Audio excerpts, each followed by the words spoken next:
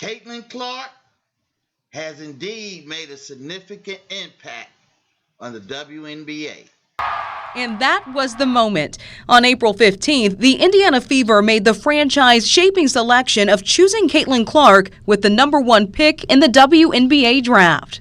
You can't describe the feeling of hearing your name called by the commissioner. The former University of Iowa star holds several NCAA records, including all-time leading scorer in men's and women's basketball. Best in the game, right? Coming to Indianapolis. Shoot, Caitlin Clark getting drafted here is going to be awesome. She's one of the faces of women's basketball. She's going to love Indianapolis. She arrived in Indianapolis on April 17th and was quickly introduced to Fever fans, the same fans who packed Gainbridge Fieldhouse on draft night to watch her selection. I can't think of a better place for myself to start my career, a place that loves basketball, supports women's basketball. On the court, she's been getting to know her new team at training camp, a squad that also includes last year's #1 pick and Rookie of the Year, Aaliyah Boston. We're so excited for this year because we have so much talent in this room. And off the court, the Caitlin Clark effect is already noticeable across Indianapolis, from a mural and a giant advertisement to record crowds and strong jersey sales.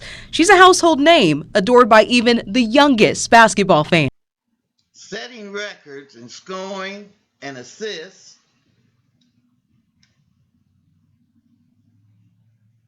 and drawing record-breaking viewership. She even won Time Athletes of the Year 2024. However, there's been some controversy within the league. Some owners, like Washington Mystics co-owner Sheila Johnson, believe that the success of the WNBA shouldn't be attributed to just one player, but rather to the collective effort of all of the talented players. As we see Asia Wilson here with her MVP trophy. Johnson argues that highlighting a single player can overshadow the contribution of others. Let's hear what Megyn Kelly and others has to say about all of this.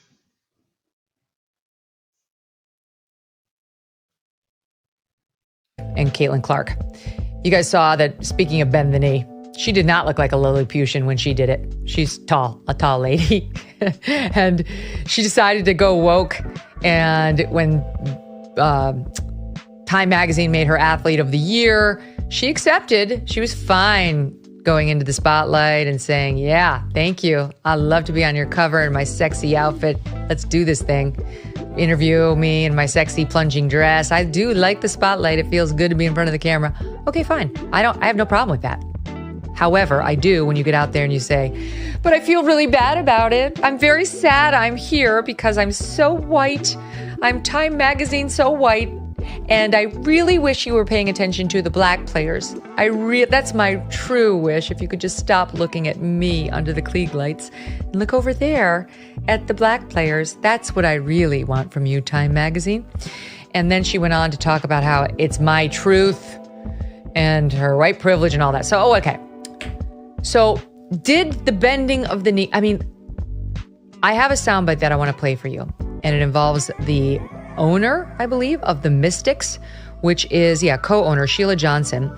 She owns a different team, the Mystics, within the WNBA. And I really think, I was very critical of Caitlin Clark for doing this. Maybe what she said really will win over the WNBA that's been bullying her mercilessly because she's white and earning it. Maybe I was just too dense to see it. And Caitlin is very clever. And actually, the league is really going to get behind her now and say, you know what? She is the best. She earned this honor. Let's watch. And this year, something clicked with the WNBA. And it's because of the draft of the players that came in. It's just not Caitlin Clark. It's Reese. We have so much talent out there that has been unrecognized. And I don't think we can just pin it on one player. Why couldn't they have put the whole WNBA on that cover and said, the WNBA is the league of the year because of all the talent that we have. Because when you just keep singling out one player, it creates hard feelings. And so now you're starting to hear stories of racism within the WNBA, and I don't want to hear that.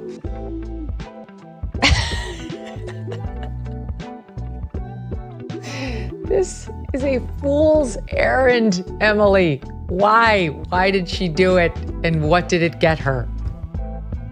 Yeah, I mean, it's like a cry for help. The best case scenario is that this is just a cry for help for Caitlin Clark, who's been getting the tar beat out of her by players who are taking out their upset, their anger over her white privilege physically onto Caitlin Clark. I mean, the clips, if you watch them back, are just horrendous. And WNBA players towards Caitlin Clark has been clear due to the amount of cheap shots and flagrant fouls she's received so far in her rookie season.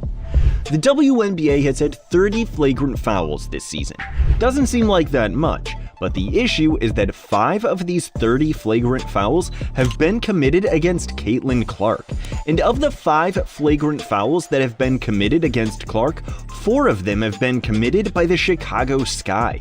So yeah, 17% of all flagrant fouls in the entire WNBA this season have been committed against one player, and 80% of those flagrant fouls on that player have been committed by one team alone.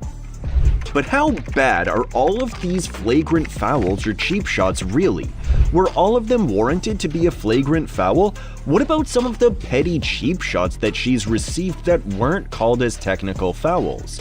Well, today we're going to look into every flagrant foul and cheap shot that has been committed against Caitlin Clark this year and show how they get increasingly more ridiculous. The first instance happened in a game earlier in this season against the LA Sparks. Caitlin drives down the court and pulls up for a deep 3 in transition. The defender goes to contest the shot, but her feet land in Caitlin's landing zone, leading to a flagrant foul call. The controversial part about this play was that the defender landed in the landing zone, which the shooter gets once they land back onto the ground from their jump shot. Interfering in the landing zone has been a controversial call made in the NBA after Zaza Pachulia landed in Kawhi Leonard's landing zone in the 2017 playoffs. Not giving the shooter space to land can lead to the shooter landing on the defender's leg, which can lead to a serious injury. Clark from way outside draws the foul. This exact scenario happened to Kawhi and he missed the rest of the playoffs. It's a serious thing, but I wouldn't say this was egregious or intentional, which is why it's first on our list. It's a foul call that now gets upgraded to a flagrant due to the injury history that comes from this scenario. And maybe she thought that she had no choice. She had to say it. It doesn't take the agency away from her from actually saying it. She probably believes it because it's all she ever hears from everyone around her. But even if she didn't believe it, she realizes that it's probably physically dangerous for her not to say something like that. But of course, it wasn't good enough to say that this is all like that Caitlin Clark isn't about the surge of interest in the WNBA is not just about Caitlin Clark is stupid. It is literally just about Caitlin Clark, and it's not because Caitlin Clark is white. It's because she had this meteoric, crazy story in the tournament, and it was just a narrative that was too good for people to not pay attention to. It was crazy. It was such an amazing story, and that is what it was. It's not her race. It was that. And of course, we have to listen to CNN segments like that one with Sheila Johnson about how the reason it should have been the whole WNBA literally doing the cringe, everyone gets a trophy routine is because it was hurting people's feelings. Damned if she don't. Let's take a second right now to have a moment of silence for Washington Mystics owner Shelly Johnson, who suggested that the WNBA as a whole should have been on the cover of Time magazine instead of just Caitlin Clark, who graced the cover last week, which is probably some of the stupidest shit I've ever heard. And that's no disrespect to the ladies in the league, and we'll get to that. But the Twitter community was quick to remind Shelly that a majority of their success as far as attendance came from the Caitlin Clark effect. Over 31% of the Mystics' entire attendance was in 2 games the Caitlin team played against the Mystics. The Sparks, the Aces, the Mystics, the Dream, all moved games when Fever came in town because of the attention that Caitlin and her teammates have drawn that last season. Fever's jersey sales was up 1,000% and attendance was up 250%. Prove herself. Missed out on the Olympic opportunity and really had a lot of hard knocks early on in the season where she was getting beat up and her teammates were just watching her. I think the camaraderie in that locker room grew and that team started playing together and made the playoffs, made a nice little run, and had a solid season. In the article, the Time article, Caitlin obviously accepted the honor, but also was quick to pay homage to the Black women of the W's past who helped pave the way for herself today. So Caitlin is someone who has, if you look at it, done everything you're supposed to do. Suggested that the entire WNBA should have been on the cover of the Time magazine honor for Caitlin Clark, Marvin? It was the owner of the Washington Mystics. Oh, okay. Yep. So I don't know who this person is, but felt like if you're going to celebrate the WNBA, why not celebrate it with everybody in the WNBA or some of the bigger stars and Caitlin Clark? But if you're Time's Person of the Year, it's not the People of the Year. It was a Person of the Year. Can't we just acknowledge Caitlin Clark changed the WNBA? That's it. It's okay. You want to throw in Angel Reese. You want to throw the memory of Cheryl Miller or Cynthia Cooper. Like, it's a win. We got to... Oh, God. Just, this is a unique moment. Caitlin Clark did for the WNBA what Wayne Gretzky did for the NHL when he went to the LA Kings. It's okay. Take a victory lap. You don't have to go, oh my God, these people are mad, or this person's mad, or this group is mad. The Indiana Fever star was named Time Magazine's Athlete of the Year earlier this week, and she took time to acknowledge that race played a role in her success this year. Here's a passage from the article in Times Magazine. Quote, I want to say I've earned every single thing, but as a white person, there is privilege. A lot of those players in the league that have been really good have been black players. This league has been built on them. The more we can appreciate that, highlight that, talk about that, I think it's very important. I have to continue to try to change that. The more we can elevate black women, that's going to be a beautiful thing, end quote. You see why I had no problem with her being Times Athlete of the Year? You see why I said that she should have been on Team USA?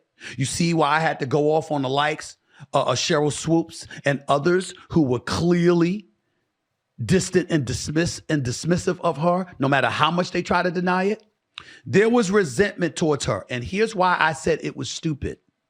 Because when she came into the WNBA, for 22 plus years, they had been flying commercial. They were begging for chartered flights. She arrives there, and 2 weeks later, they got chartered flights.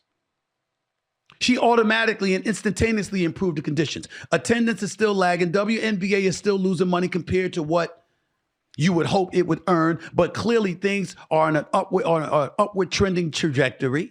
It's improving, and she has everything to do with it. Attendance for Indiana Fever games? Are you kidding me? WNBA draft, games on ABC, ESPN, television ratings. She's directly responsible. And people were resenting her for it, like she was the cause of the problems that they had for the lack of recognition. No, she just happened to be born white. And I think this is maybe the least surprising announcement of the year, that the Athlete of the Year for Time Magazine is Caitlin Clark. Yep. You know, it's interesting because we look at the full breadth of all women athletes and how it's our time. We're women, so I can claim it too. It's our time to thrive and grow and just make a splash. And there are few that can make a splash like this class. And there are even fewer that can do what specifically the elites in that class did. And there's only one that can do what Caitlin Clark did. Bring all those eyes. For pure basketball purists, there's nobody like her. Now, culturally, we can make an argument, but like on the court, what she did, and I don't know if you saw, Indiana Fever yesterday posted this clip of Caitlin, and the caption was just her accolades, and it took 5 minutes to read. And I'm like, girl, Do you want to chill at all? She doesn't Yeah, have. zero. And listen, I think this is probably the easiest decision to make, right? Like maybe in any other year, you give this to Simone Biles because I think her comeback in the Olympics was amazing. I mean, people pretty much did the postscript on her career. And after what happened to her in Tokyo, like it's incredible. However, I mean, we've never ever seen somebody in this way capture an audience, capture a new audience, and be able to absolutely attribute real numbers and statistics to their popularity, right? Like Yes. 19 million people watching, and certainly watching the national championship. And certainly South She Carolina had created to, a new yeah, we talk about ceilings a lot, but she yeah, created a new floor. So yeah. now we're gonna Despite differing opinions, it's clear that Caitlin Clark has brought a lot of positive attention to the WNBA. Her success has helped boost attendance, viewership, and overall interest in women's basketball. Do you think the WNBA should do more to recognize individual players like Clark, or focus on promoting the league as a whole? Please let me know in the comment section. And if you haven't already, please like and subscribe. We really appreciate you joining us. God bless. Have a great day.